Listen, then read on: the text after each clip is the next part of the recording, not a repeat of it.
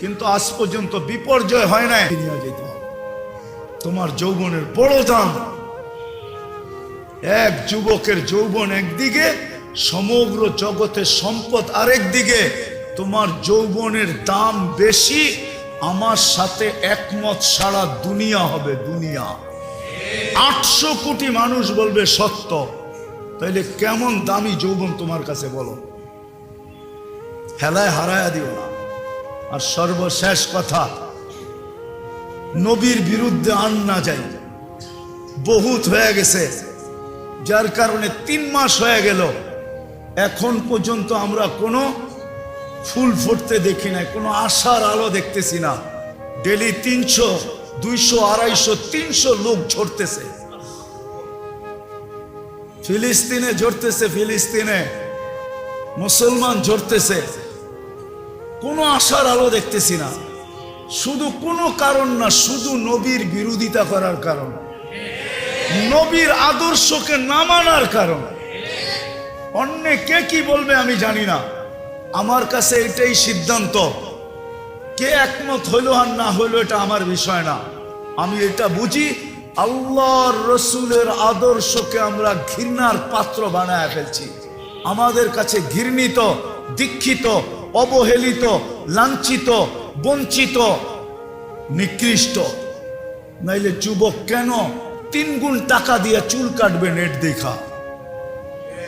সাধারণ চুল কাটা তো বন্দরে 50 টাকা দিয়ে কাটা যায়। আর নেটে চুল কাটে, নেটের ডিজাইনে চুল কাটে কয় টাকা দিয়া? বলো যুবক, কয় টাকা দিয়ে কাটে? বলো তোমরা। মারামারি তো হবে না, পিটাপিটি তো হবে না, একটা তথ্য জানা হবে। বলো কয় টাকা দিয়ে কাটে? হ্যাঁ, ঈদের দিনে 1000, ঠিক না? হ্যাঁ, বাকি 300-র নিচে তো নাই। সাধারণ চুল কাটা তো 50 টাকা দিয়ে কাটা যায়। তুমি 50 টাকা দিয়ে চুল কাটতা, 250 টাকা দিয়ে মিষ্টি খাইতা। তোমরা না প্রবাদ বাক্য বলো, ডায়লগ বলো, যা লাগাইবা অঙ্গে তা যাইব সঙ্গে। তো তুমি 250 টাকা দিয়ে মিষ্টি খাইতা, বন্ধুদেরকে খাওয়াইতা। যদি বলতো তুই চুল কাটা মিষ্টি খাওয়াস কেন? তুই জানবি না আল্লাহর হুকুম মতো চুল কাটছি, মিষ্টি খামু না তো করবোটা কি? খুশির ঠেলায় খাইতেছি, কালকে আল্লাহর থেকে নিমু, এর জন্য খাইতেছি। কালকে আল্লাহর থেকে এটার প্রতিদান নিমু। নবীজির সাথে দেখা হওয়ার সাথে সাথে হাত পাতমু। আপনার আদর্শ মতো চুল কাটছি, কি দিবেন জলদি দেন। কিয়ামতের মাঠে বেশিক্ষণ দাঁড়াইতে চাই না, দেন তাড়াতাড়ি, আমি যাই আগে জান্নাতে। চুল তো কাটতে পারতো। রসুলের বাড়ির সামনে মধ্যখান দিয়ে এরকম একটা ছোট রোড, ওই পাশে আল্লাহ রসুলের বাড়ি, জন্মস্থান, যেখানে যেই ঘরে জন্ম নিছেন, অপোজিটে আবু জাহেলের বাড়ি।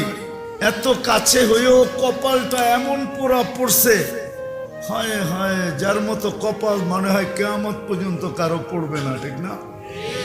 এই জন্য দেখেন মুস্কি মুস্কি হাসে। উনিও যে পেশাব করে আইছে, এই ভাব নিয়ে পেশাব করছে যে কপালে ওর পেশাব করে যায়, ঠিক না? হ্যাঁ, তো মেরে দোস্ত, যেটা বুঝাইতে চাইতেছি, লম্বা করতে চাইতেছি না, আল্লাহ করো কাজকে বুঝে আসো। বুঝাইতে চাইতেছি, থাকা যাবে না, এখানে চলে যেতে হবে। ওই বাংলার প্রবাদ বাক্যটা একটু মনে রাখি। এসেছিলে তুমি, কেঁদেছিলে তুমি, যখন এসেছিলে তুমি, কেঁদেছিলে তুমি, হেসেছিল ভুবন, এমন জীবন করিবে গঠন, হাসিবে তুমি, কাঁদিবে ভুবন। কোরআনও আছে। কিছু লোক এরকম প্রস্তুতি নেওয়া যায়, এরকম গুছায়া যায়, এরকম তৈয়ার হয়ে যায় যে মরতে দেরি বাকাত আলাইহিস সামাওয়াত ওয়াল আরদ। কোরআনের শব্দ। কোরআন বলে আকাশও ওদের জন্য কাঁদে, জমিনও কাঁদে, সমগ্র সৃষ্টি কাঁদে, ফেরেশতা পর্যন্ত কাঁদে। ওলামা মানবে কি মানবে না জানি না, কেন নারায়ণগঞ্জের ওলামা একরাম তো অনেক উঁচা লেভেলের নাও মানতে পারে, তারপরও বইলা ফেলামো। যেই ফেরেশতা আমল লিখতে ছিল, ওই ফেরেশতা নেক লিখতে ছিল, ওরা পর্যন্ত কাঁদে, বলবে আল্লাহ এখন কি করব? তা আল্লাহ বলে আর কবরের পাশে বৈশা কিয়ামত পর্যন্ত এর জন্য দোয়া করতে থাকো। জীবনটা গুছায় যেতে হবে, প্রস্তুতি নিয়ে যেতে হবে, রেডি হয়ে যেতে হবে। যুবক, রেডি হয়ে যেতে হবে। গাথো আমার কথা, যৌবনের জোয়ারে ভাসলে চলবে না। কান্না মৌত, তুমি জানো না তোমার লিস্টিটা কোন সময়, তোমার নামটা কখন লেখা। নাইলে আল্লাহ সতর্ক করতেন না, শাবাব লা ইয়াক্তারুকা শাবাবুকা কাম মিন শাব সাবাকাকা ইলাল মৌত। তোমাদের এলাকায় 2-4টা যুবকের লাশ পড়ছে, এটা আমি মানি। 2-4টা যুবকের কবর আছে এই এলাকার কবরস্থানে, এটাও মানি। আছে না? হ্যাঁ, আল্লাহ বলে তোমার নামটাও আমার লিস্টিতে আছে। এমন না যে তোমার নামটা লিস্টিতে নাই, তুমি যেমন খুশি তেমন চলবে। একটু বুঝো যুবকরা, একটু বুঝো, তোমাদেরই আয়োজন, এই জন্য তোমাদেরকে ভালো মতে বুঝাইতেছি। একটু বুঝো, হইতে পারে যৌবন অবস্থায় তোমার নামের লিস্টিটা লেখা হয়ে গেছে, যে তুমি যৌবন অবস্থায় চলে যাবে। আরে সবচেয়ে তো দুঃখের বিষয় এটা, সব যুবক আর যুবতীদের স্বপ্ন থাকে একদিন বিয়ে হবে, কিন্তু দুনিয়ার জানা ছিল না যে বিয়ে তো হইল বটে, বরযাত্রী তো উঠা আসলো গাড়িতে বটে, কিন্তু রাস্তায় যে দুইজনের মৌত লেখা ছিল কে জানে না। এরকম বরযাত্রীর মৌত হয় না, হয় না এই পর্যন্ত বাংলাদেশে 2-1টা। হ্যাঁ, যে স্ত্রী রয়ে গেছে, স্বামী চলে গেছে, বিয়ের সাজ এখনো সাজানো আছে না, এরকম হয় নাই? হ্যাঁ, না এরকম হয় নাই যে স্ত্রী চলে গেছে, স্বামী রয়ে গেছে, অ্যাক্সিডেন্টে স্বামী মারা গেছে, স্ত্রী রয়ে গেছে, স্ত্রী মারা গেছে, স্বামী রয়ে গেছে। আবার এমনও তো আছে যে দুইজনই একসাথে চলে গেছে, ঠিক না? হ্যাঁ, কি বলেন? হ্যাঁ, এমনও তো হয়েছে, আমি দেখছি, এমনও তো হয়েছে যে দুইবারই সিদ্ধান্ত নিছে যে দুই জায়গায় কবর দিয়া লাভ কি, দুইজনরে একসাথেই কবর দিয়া দেবে।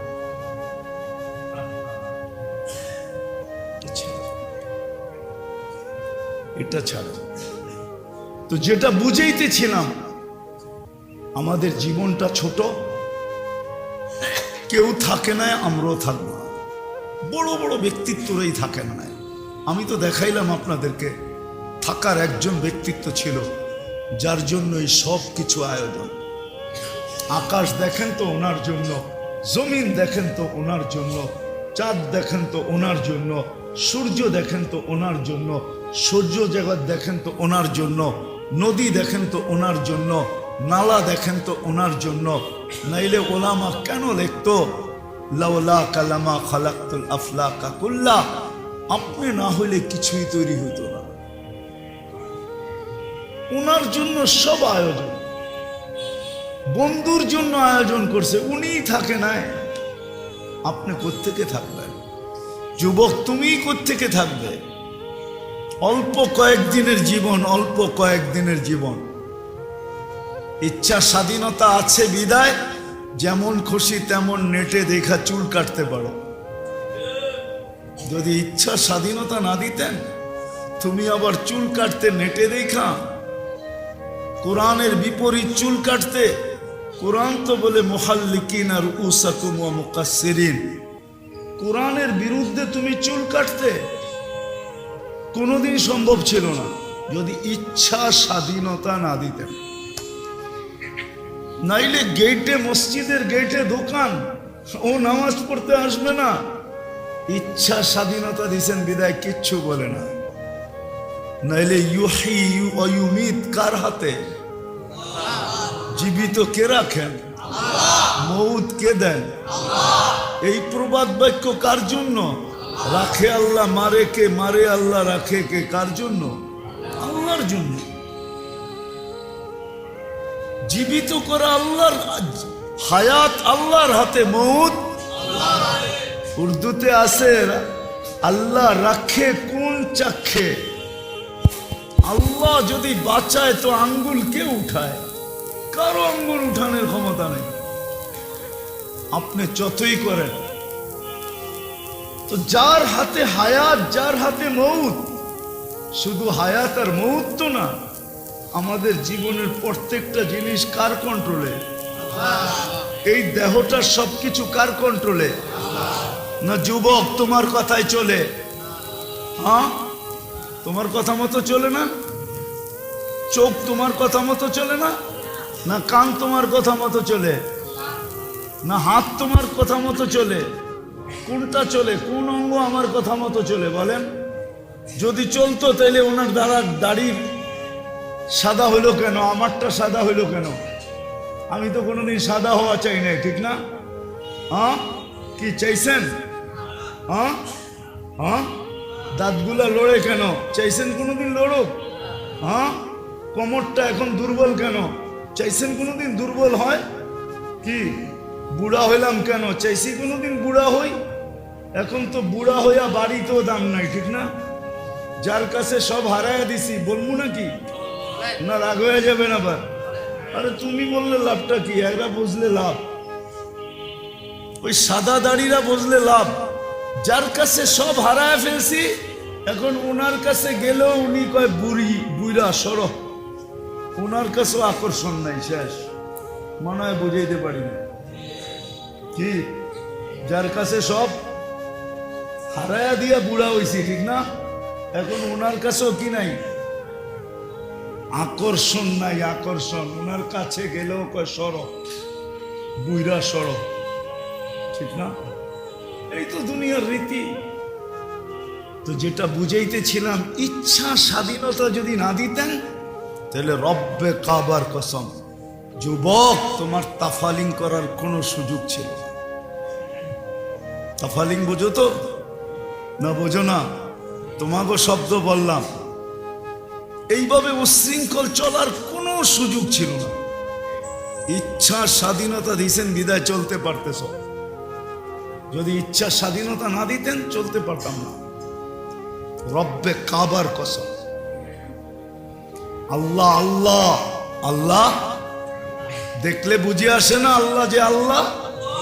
রফা সামা বিগাইরি আমাদ, খুঁটি ছাড়া আকাশটা দাঁড়া করায় রাখছেন।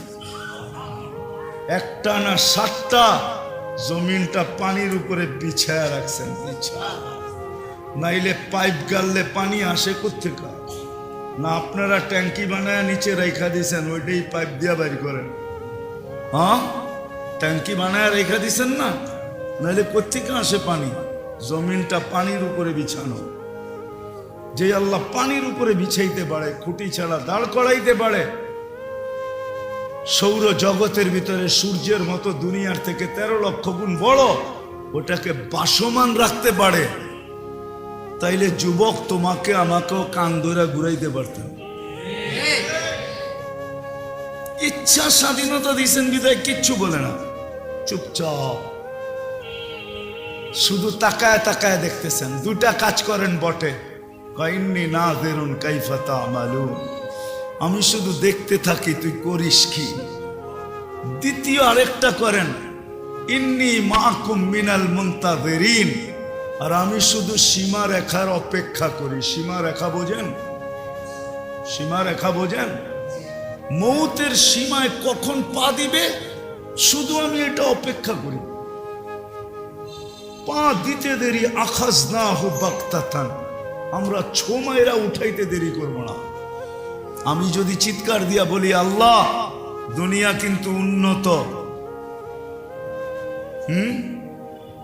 দুনিয়া উন্নত, আমরা যদি ওরে বক্সের ভিতরে বইরা রেখা দিই, আল্লাহ বলে আজকে বইলা লাভ কি? এটা তো আমি 1400 বছর আগে বইলা দিছি। ওয়ালাউ ফি বুরুজিন মুশাইয়্যিদা, যত প্রযুক্তি ব্যবহার করো তারপরও রাখতে পারবে না, না না না। যত প্রযুক্তি ব্যবহার করো, আজ পর্যন্ত কোন হাসপাতালের সিসি ক্যামেরায় আজরাইলকে দেখা যায় না। কিন্তু লাশ বহুত বাহির হয়েছে না বাহির হয় না? হ্যাঁ হয়েছে না বাহির হয় না? হাসপাতাল থেকে লাশ বাহির হয় না? ওইখান থেকে তো উঠেছে। লেখা তো আছে পুরা সিসি ক্যামেরা দ্বারা কি জানি বলে নিয়ন্ত্রিত। ও সিসি ক্যামেরায় দেখেন না আজরাইল দেখছে কিনা? দেখছে কেউ আজ পর্যন্ত? তাহলে এই সিসি ক্যামেরায় কি লাভ হইল? আজরাইলই দেখলি না। আল্লাহ বলে তোর প্রযুক্তি জায়গাটা জায়গায় থেকে যাবে, আমরা উঠে নিয়ে আসবো। এটা বাদ দেন, আমি তো বাস্তবদর্শী। আমার প্লেনের পাইলট মারা গেছে 2005-এ। পাইলট মারা গেছে, এটা আমার আফসোসের বিষয় ছিল না। আমার তো বিষয় ছিল যে আজরাইল ঢুকলো, অপারেশন করলো, নিয়ে বাইরে গেল, খবরই পেলাম না, প্লেনটা একটু কাঁপলো না। আর উনি তো একা আসে না, পুরা টিম নিয়ে আসে। অথচ প্লেন তো বাইরের থেকে ছিদ্র করলে ক্রাশ হয়ে যায়। উনি এতগুলা লোক নিয়ে ঢুকলো কোন দিক দিয়ে? কোন দরজা খুলে ঢুকলো? এয়ার হোস্টেজও তো দেখলো না, প্লেনের ক্রুরও তো দেখলো না, কেউ তো দেখলো না। খালি 7 ঘন্টা 20 মিনিট পরে এলান হলো, দীর্ঘ পথ পাড়ি দিয়ে আসলাম, আমাদের পাইলট আমাদের সাথে নাই। সত্য তো এটা। ইচ্ছা স্বাধীনতা দিছেন বিদায় বন্দরের মানুষ, বন্দরের যুবক, যেমন খুশি তেমন চলতে পারো। নাইলে যৌবন দিবে আল্লাহ, আর তুমি বিরুদ্ধে চলবে আল্লাহ, ঠিক না? যৌবন কে দিছে? যৌবনের ফুল কে ফুটাইছে? যদি না ফুটাইতো, কত বাগানই তো ফুল হয়, ফুটায় না, জড়ায় দেয়। কি জড়ে না? মনে হয় বোঝেন না কিছুই। কত গাছেই তো ফলের কি হয়, মুকুল হয়। আম গাছে তো মুকুল হয় বটে, কিন্তু জোরে কতটুকু থাকে? কতটুকু জোরে বেশি না থাকে বেশি? যুবক, তোমার যৌবন দিয়া ফুটাইলো কে?